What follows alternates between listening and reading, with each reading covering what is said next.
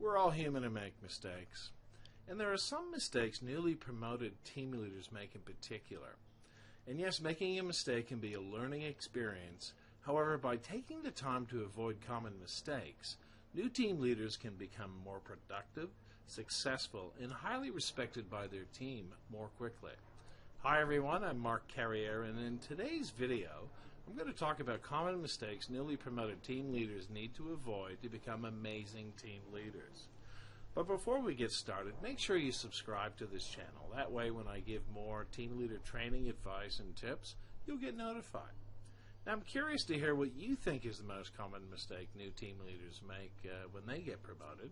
So just leave a comment below. It'd be interesting to really see what everybody has to say about that. The most common mistake new team leaders make is misunderstanding their role.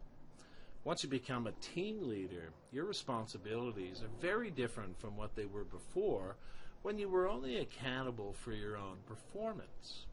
Now you're accountable for the performance of your team and the performance of all the team members in your team. In the beginning, it can be a little scary, and many people find themselves outside their comfort zone, and they soon realize they need to use different skills to be effective leading and managing people.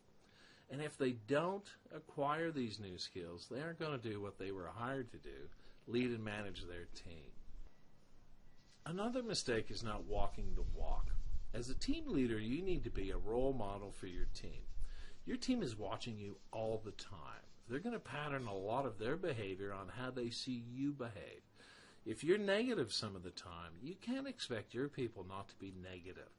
If you want to shape their behavior, start with your own and they will follow suit. Not providing timely and constructive feedback is another mistake to be avoided. When you don't provide timely and constructive feedback to your team members, you're depriving them of the opportunity to improve their performance, which leads to making time for your team. Once you're in a team leadership role, your team should always come first. That is the heart of what good leadership is all about. So you have to make the time to coach your team members to help them improve their skills, whether they need help with the way they handle their calls, product knowledge, or even admin tasks. Another mistake is being too hands-on. Many team leaders want to avoid micromanagement of their team members because many team members were their colleagues not so long ago, and they don't want them to feel like they're being lorded over. By going in the opposite direction, though, with a hands-off management style isn't a good idea either. You need to find the right balance and not hide behind your desk. Being too friendly is one of the most common mistakes to avoid because team members will be tempted to take advantage of your relationship if you're too friendly with them. This doesn't mean you can't socialize with your team. Far from it. You just need to get the right balance by setting healthy boundaries between being a friend and now being the team leader. Failing to define goals is another mistake many team leaders make. When your people don't have clear goals, they muddle through their day and waste time. They need to have clearly defined and achievable daily and weekly goals for them to strive for, and understand that they will be held accountable for achieving these goals. Just remember when setting their goals to make the goal fair and reasonable for them based on their skill level, and be sure to get buy-in that the goal is fair and they can achieve it. Misunderstanding motivation is another very common mistake many team leaders make.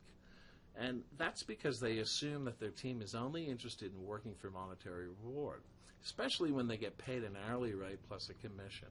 However, it's unlikely that this will be the only thing that motivates them.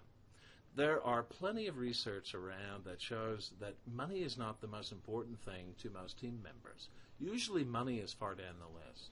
Of course, people wouldn't work without getting paid, but what's important to them is what they want to do with the money they make. So find out what in their lives is important to them that they want to use the money to get.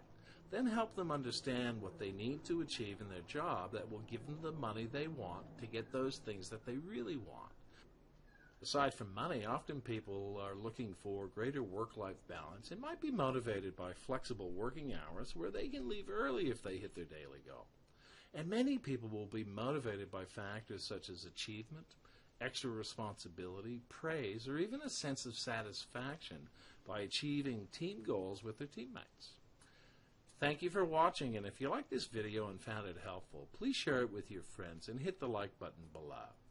And be sure to subscribe to my channel and hit the notification bell because I post new team leader training videos and tips every single Wednesday. And if you'd like to connect with me on LinkedIn, send me a connection request and be sure to mention that you saw my video here.